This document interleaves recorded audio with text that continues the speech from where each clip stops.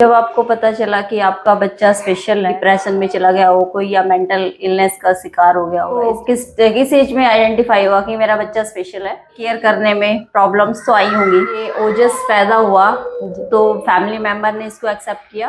हाँ जी, तो Delhi special school. मेरा नाम ममता है, मैं यहाँ पे सीनियर स्पेशल एजुकेटर हूँ। और अब मैं आपके साथ एक पेरेंट्स को उनकी बातों को शेयर करना चाहूंगी। तो हेलो मैम। नमस्ते जी। मैम आपका क्या नाम है? मेरा नाम मनीषा रोहिला है और मेरा 6 साल का बच्चा है ओजस, जो कि डाउन सिंड्रोम बीमारी से पीड़ित है। लेकिन जब से वो 2.5 साल का था तब से वो इस स्कूल में आ रहा है। पहले मेरा बच्चा चलता नहीं था, समझता नहीं था, लेकिन अब वो चलने भी लगा है और काफी बातें हैं जो समझने भी लगा है। मैम आपको किस एज में आइडेंटिफाई हुआ कि मेरा बच्चा स्पेशल है? मैं जब 8 मंथ की मेरी प्रेगनेंसी थी उस टाइम पे मैंने अल्ट्रासाउंड करवाया था, तो उस अल्ट्रासाउंड में आया था कि जो मेरा बच्चा है वो एबनॉर्मल है और उसके 150% चांसेस बताए गए थे। ओके। जब ये ओजस पैदा हुआ तो फैमिली मेंबर ने इसको एक्सेप्ट किया? हाँ जी, बिल्कुल। मेरी जो फैमिली है बहुत सपोर्टिव है। किसी ने भी मतलब ये ऐतराज नहीं जताया कि ये बच्चा ऐसा हो गया है, क्यों हो गया है। उन्होंने ये कहा कि ये हमारे हाथ में नहीं है, ये एक तरह से आप ये लगा सकते हो कि गॉड गिफ्टेड है। या मुझे इन चीजों के बारे में पहले से पता नहीं था, मैं अवेयर नहीं थी इन चीजों के बारे में। तो मेरा बेटा जब हुआ उसके बाद ही मुझे पता चला कि स्पेशल बच्चे के नाम की भी कोई चीज होती है, कि स्पेशल भी कोई बच्चा होता है, इस तरह की भी कोई बीमारी होती है। मेरे बच्चे के बाद ही मुझे इन बीमारियों के बारे में पता चला। मैम आप सोसाइटी में कैसे मतलब लेके जाते हैं या घर पे ही छोड़ के जाती है जब कहीं जाती हैं तो? नहीं, मैं अपने बच्चे को बहुत ज्यादा, क्योंकि जो भीड़ भाड़ का इलाका है वो ज्यादा भीड़ भाड़ का इलाका ये पसंद नहीं करता है। लेकिन अगर कहीं इसको लेके भी जाना, तो अगर मेरे आसपास मतलब मेरे रिलेटिव्स हैं, मतलब या मतलब मदर में से मेरे साथ है, मेरे हस्बैंड साथ है, तो मैं इसको साथ लेके जा सकती हूँ। क्योंकि वहां पे कोई एक ऐसा होना चाहिए जिसको संभालने वाला होना चाहिए। एक अकेले इसको लेके जाना बाहर प्रॉब्लम हो जाती है, क्योंकि कहीं पे भी अगर ये जिद करके बैठ जाता है तो इसको संभालना थोड़ा सा मुश्किल हो जाता है, कभी कभी हाइपर भी हो जाता है। तो लेकिन जितना ज्यादा इसको प्यार से हैंडल किया जा सकता है ना, उतना ज्यादा गुस्से से नहीं। क्योंकि कई बार जब बच्चे जिद करते हैं ना, तो पेरेंट्स भी हाइपर हो जाते हैं कि नहीं, ये मान क्यों नहीं रहा है, ये क्यों नहीं कर रहा है। तो थोड़ा सा हमें खुद से पेशेंस है, क्योंकि बच्चा अभी उस लेवल पे नहीं जा पा रहा है जितना लेवल पे आप हो। तो बच्चे को बच्चे की तरह से ही हैंडल किया जा सकता है। उसको जितना ज्यादा प्यार से आप उसको बातें मनवाओगे, तो वो उतने ही ज्यादा आपको समझने लग जाएगा और आपकी बातों को मानने भी लगेगा। कोई इसकी टेक केयर करने में प्रॉब्लम्स तो आई होंगी, तो आपने क्या क्या प्रॉब्लम्स फेस किए? मुझे बहुत ज्यादा प्रॉब्लम आई है, क्योंकि जो स्पेशल बच्चे होते हैं उनकी इम्यूनिटी जो पावर होती है वो भी बहुत ज्यादा कम होती है। वो मतलब हल्की सी गर्मी ज्यादा हुई तो बीमार हो जाते हैं, हल्की सी ठंड ज्यादा बढ़ गई तो बीमार हो जाते हैं। तो स्टार्टिंग के जो 2-2.5 साल हैं वो बहुत ज्यादा मतलब खराब गए मेरे, क्योंकि हर सर्दी में इसको निमोनिया हो जाता था। और निमोनिया भी कैसा, डबल वाला निमोनिया, जिसकी पसलियां चलने लग जाती थी, इसको सांस लेने में प्रॉब्लम हो जाती थी, इसकी नाक ब्लॉक हो जाती थी। तो ये हर सर्दी स्टार्टिंग से ही अगर ये बीमार हो गया तो इसकी हर सर्दी हॉस्पिटल में ही बीतती थी।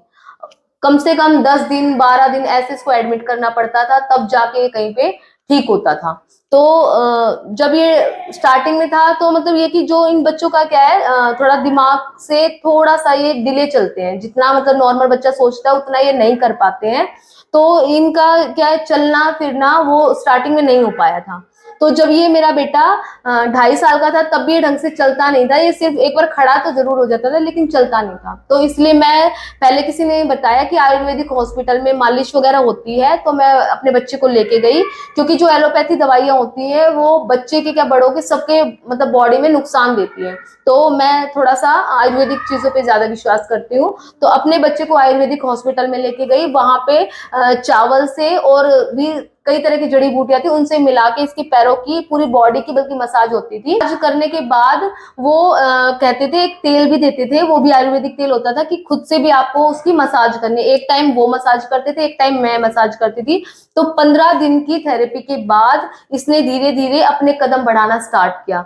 और साथ शाम के टाइम मैं इसको जितना हो सकता था कि एक चक्कर थोड़ा सा मतलब एक राउंड लगा लिया घुमाने का, दूसरा राउंड लगा लिया घुमाने का। तो जब मैं इसको लेके जाती थी तो कई बार ये जिद करके बैठ जाता था और देखने में इतना छोटा लगता था कि जो आसपास के लोग चल रहे होते थे वो कहते थे कि बहुत ही जालिम मम्मी है इसकी, कि बच्चे आज जब चल भी नहीं रहा है तो ये जबरदस्ती इसको चला रही है, पता नहीं ये इसके पीछे क्या, भी बच्चा थोड़ा सा लेट भी चलने लग जाते हैं कोई ऐसे, मतलब जो बच्चा एक नॉर्मल एक मम्मी कुछ करने की कोशिश भी करते ना तो 10 पीछे पैर खींचने वाले भी हो जाते हैं कि ये ऐसे कर रही है, जबरदस्ती करा रही है। लेकिन एक बच्चे का उसकी माँ को सबसे ज्यादा पता होता है कि बच्चे को कब किस टाइम में कैसे कराना है और कौन सी चीज किस तरह से कराई जा सकती है, ये एक माँ ही समझ सकती है। अलग अलग शब्दों से उसको बोला कि भाई क्या है ये, मोटा सा लग रहा है, अजीब सा लग रहा है। नहीं सर, देखो घर में जो मेरे जो फैमिली है उन्होंने इस चीज में काफी सपोर्ट किया। घर वालों में किसी ने भी कभी ऐसा नहीं कहा कि बिना दिमाग का बच्चा है, बहुत मोटा बच्चा है या बहुत ऐसा बच्चा है। घर वालों में से कभी किसी ने कभी कोई पर्सनली कमेंट किया ही नहीं। लेकिन जो बाहर वाले होते हैं, कोई राह चलता है कि ये बच्चा तो बहुत मोटा है, इस बच्चे में तो दिमाग कम लग रहा है, ये बच्चा देखो कैसा अजीब है। और मतलब जब इसको स्टार्टिंग में 2.5 साल का हो गया था, मैंने एक डॉक्टर ने मुझे रिकमेंड किया था दिल्ली स्पेशल स्कूल, क्योंकि वहाँ उस तरह के बच्चों का इलाज होता था हॉस्पिटल में। तो वहां से वो डॉक्टर रिकमेंड करते थे कि इस तरह के स्पेशल स्कूल होते हैं। मुझे पहले स्पेशल स्कूल का भी नहीं पता था कि कोई स्पेशल स्कूल होता है, तो उन्होंने रिकमेंड किया, तब मैं स्पेशल स्कूल में इसको लेके आई। और मैंने वहां पे मैं सिर्फ पहले स्पीच थेरेपी के लिए लेके आई थी कि बच्चा भी स्पीच में डिले कर रहा है तो इसलिए क्यों नहीं बोल पा रहा है। तो लेकिन जब मैं स्पेशल स्कूल में आई तो मैंने देखा वहां पे मेरे बच्चे की तरह और भी बीमारियों से ग्रसित, मतलब स्पेशल ही बच्चे थे वो भी, लेकिन अलग अलग बीमारियां थी। वहां पे बहुत सारे बच्चे अलग अलग तरह की एक्टिविटीज कर रहे थे। तो मैंने सोचा कि सिर्फ स्पीच के लिए क्यों, बाकी ओवरऑल जो इसकी एक्टिविटीज है वो क्यों ना करवाई जाए। तो लेकिन दिक्कत क्या आ रही थी, मेरा बच्चा 2.5 साल का था, बहुत छोटा था। मैंने रिक्वेस्ट करके कि नहीं सर, आप चाहे 2 घंटे के लिए इसको करो, आप थोड़ा सा कोशिश तो करो। तो उन्होंने ये कहा कि मेरे को कि भाई नहीं अभी तो बहुत छोटा है। तो लेकिन रिक्वेस्ट करने के बाद सर मान भी गए कि कोई बात नहीं, हम 1-2 दिन करके देखते हैं।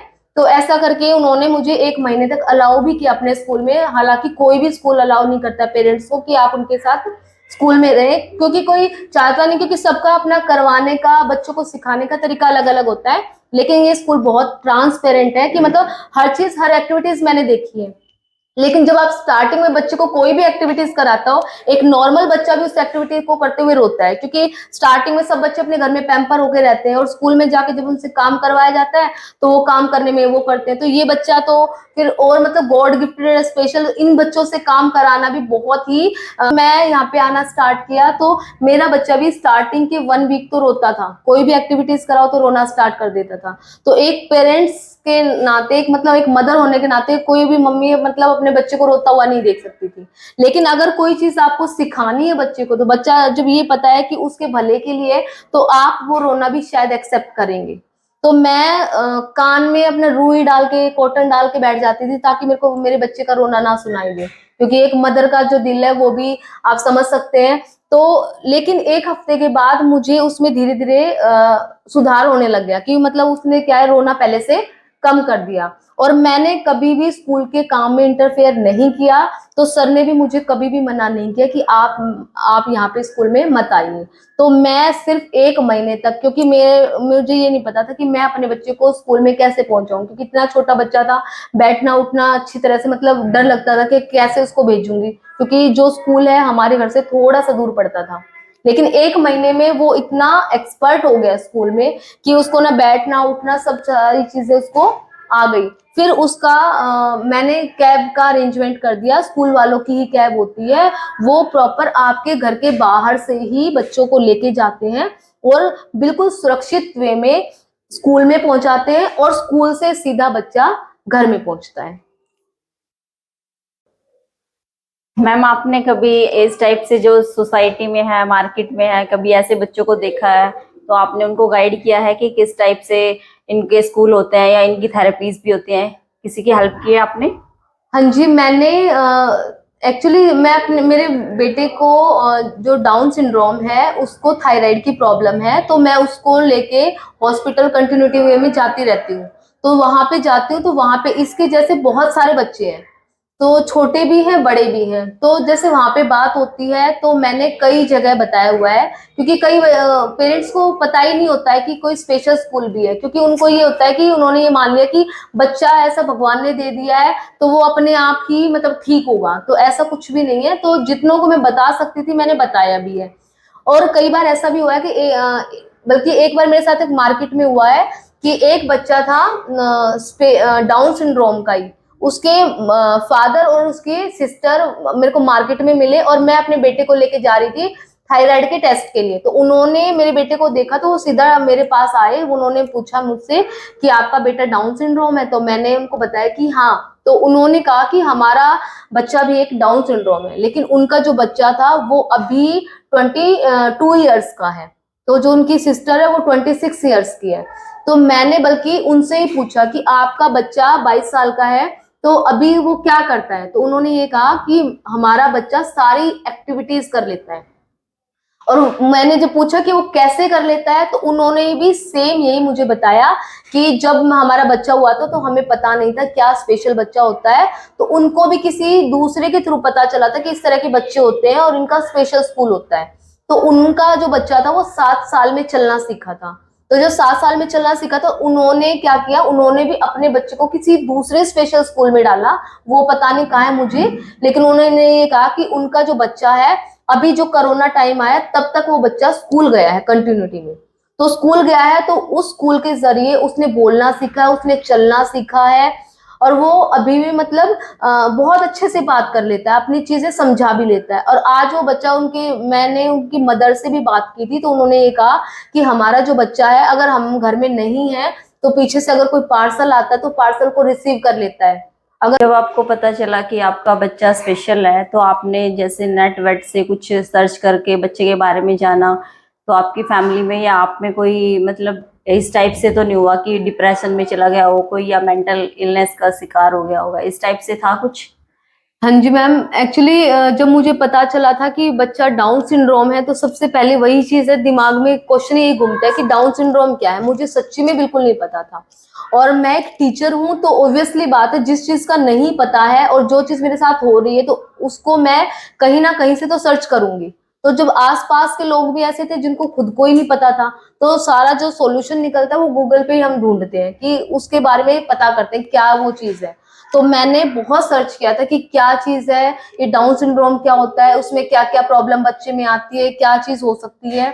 तो और किसी का तो शायद घर में फर्क जरूर पड़ा था, सब ही टेंस्ड हो गए थे, टेंशन में आ गए थे कि क्या चीज हो रही है। क्योंकि घर वालों ने देखो आज के उसके हिसाब से मैं एक टीचर हूँ, एजुकेटेड हूँ, लेकिन फिर भी मैं बहुत ज्यादा डिप्रेशन में आ गई थी। तो घर के जो बड़े मेंबर है उनको तो इन चीजों के बारे में कुछ पता ही नहीं था। तो वो तो ऑब्वियसली बात है उनको तो और भी ज्यादा टेंशन होने बनती थी कि क्या चीज हो रहा है पता नहीं। उनके लिए तो कुछ अलग ही मतलब माहौल था कि क्या हो रहा है और कैसे हो रहा है। तो मैंने बहुत सर्च करा था इस बारे में कि ये चीज क्या होती है, कैसे होती है। और जब ढूंढा, देखा, समझ में आया उसके बारे में तो ऑब्वियसली बात है मुझे टेंशन बहुत ज्यादा हुई। क्योंकि एज ए मदर, चाहे लड़का हो चाहे लड़की हो, मदर जो और फादर जो होते हैं लाइफ टाइम तक कभी बच्चों के साथ नहीं रहते हैं, आगे बच्चों को ही अपनी लाइफ गुजारनी होती है। तो दिमाग में ये आज भी टेंशन घूमती है कि इस बच्चे में कहाँ तक और कितना इम्प्रूवमेंट हो पाएगा, कितना ये बच्चा अपने लायक अपना काम कर पाएगा। क्योंकि आज की दुनिया में सब अपने अपने बारे में सोचते हैं तो सरवाइव करना नॉर्मल पर्सन के लिए बहुत डिफिकल्ट हो जाता है एक। तो ये तो फिर भी स्पेशल बच्चा, और स्पेशल बच्चे में भी क्या है, स्पेशल में भी क्या, ये जो बच्चे होते हैं बहुत भोले होते हैं। आप जैसे इनको ट्रीट करोगे ना ये वैसे ही करेंगे। आप किसी तरह इनको डांट दोगे तो बदले में आपसे लड़ने नहीं आएंगे, ये सिर्फ चुप हो जाएंगे या फिर रो देंगे। तो इनको बहुत प्यार और केयर की जरूरत है, टेंशन लेने की जरूरत नहीं। देखो जो चीज अब हो गई है उसका आगे सॉल्यूशन क्या निकाल सकते हैं हमें वो सोचना पड़ेगा कि हम उसमें इम्प्रूवमेंट कैसे करें। आपने अपने बच्चे के स्कूल में नॉर्मल स्कूल में ट्राई किया या नहीं किया? आपको कुछ डाउट था इसलिए आपने नॉर्मल स्कूल में ट्राई नहीं किया? देखिए मैम, मैं नॉर्मल स्कूल में तो खैर मैं गई नहीं। नॉर्मल स्कूल में कैसे जा सकती हूँ? एक तो सबसे पहली चीज, बच्चे को जब खाना पीना ही नहीं आ रहा है, चलना बैठना उठना ही नहीं आ रहा है, नॉर्मल एक्टिविटीज नहीं आ रही है, जब आप कोई बात कह रहे हो उस बात पे उसको रिस्पॉन्स करना नहीं आ रहा है। देखो, बच्चे बहुत ऐसे होते हैं जो बोलते नहीं है, सुनते नहीं, लेकिन फिर भी नॉर्मल स्कूल में जा सकते हैं। लेकिन सबसे बड़ी चीज होती है समझ की। अगर आप बच्चे को इशारे से भी करके ये कह रहे हो कि बच्चे इधर आ जाओ या बच्चे इधर बैठ जाओ, लेकिन बच्चा उस चीज पे रिएक्ट कर ही नहीं रहा है और वो जो आप कह रहे हो वो समझ ही नहीं पा रहा है, इट मीन सबसे पहले उसको क्या है, उसको बेसिक नीड है कि उसको सबसे पहले बैठना सीखना है, उसको उठना सीखना है, उसको खाना पीना सीखना है। तो वो सारी चीजें एक नॉर्मल स्कूल में नहीं होती हैं। वो सारी चीजें एक स्पेशल ही स्कूल में होती है कि उनको कैसे खिलाया जाएगा, कैसे उनको चलना बैठना सिखाया जाएगा, कैसे उनको सोशल होना सिखाया जाएगा, वो सिर्फ एक स्पेशल स्कूल में हो सकता है, नॉर्मल में। आपने नॉर्मल और स्पेशल बच्चे को इक्वल टाइम देती हैं या ज्यादा नॉर्मल को या ज्यादा स्पेशल को देती हैं? देखिए मैम, मैं भी एक्चुअली वर्किंग हूँ। आज के टाइम में एक सिर्फ एक पर्सन ही अर्न कर रहा हो तो उससे थोड़ा सा घर चलाना भी पॉसिबल नहीं होता है। तो घर में मेरे सास ससुर भी हैं, तो सुबह के टाइम जब वो स्कूल में जाता है, 8 बजे से लेके 2 बजे तक का वो स्कूल में ही रहता है। तो उस टाइम पे मैं भी स्कूल में होती हूँ। तो स्कूल से आने के बाद जो उसका खाना पीना है, अगर मैं होती हूँ तो मैं कराती हूँ, और अगर मैं नहीं होती हूँ तो मेरे सास ससुर कराते हैं। और हमारे घर में ऐसा नहीं है कि ये स्पेशल चाइल्ड है और ये नॉर्मल चाइल्ड है, तो कोई अलग से भेदभाव नहीं किया जाता।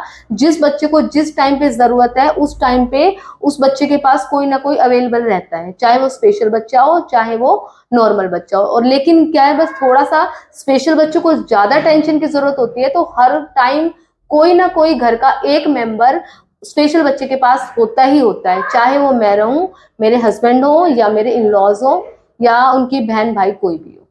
तो जिसको स्कूल में जो थेरेपीज मिल रही हैं वो जिसके लिए कितने इफेक्टिव है, आपने कुछ ऑब्जर्व किया उसमें चेंजेस ऑब्जर्व थेरेपीज की वजह से ओजस में? जी मैम, बिल्कुल। मेरा बेटा जब से स्कूल में आ रहा है ना, जो भी थेरेपी उसको दी जा रही है, स्टार्टिंग में तो इतना मेरे को पता नहीं चला था कि कितना क्या है। देखो, कोई भी चीज है जब बच्चा सीखता है ना, तो सीखने के बाद उस चीज को फॉलो करना स्टार्ट करता है।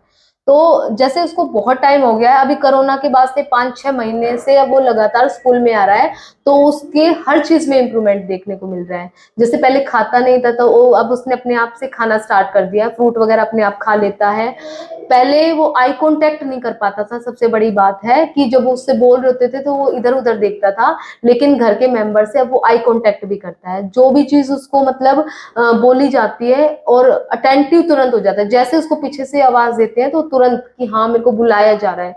तो उसकी समझ में, उसके चलने फिरने में, उसके खाने पीने में, उसके हर चीज में कहीं ना कहीं थोड़ा ना थोड़ा मतलब फर्क मुझे दिखाई देता है, और वो सारा फर्क स्कूल की वजह से।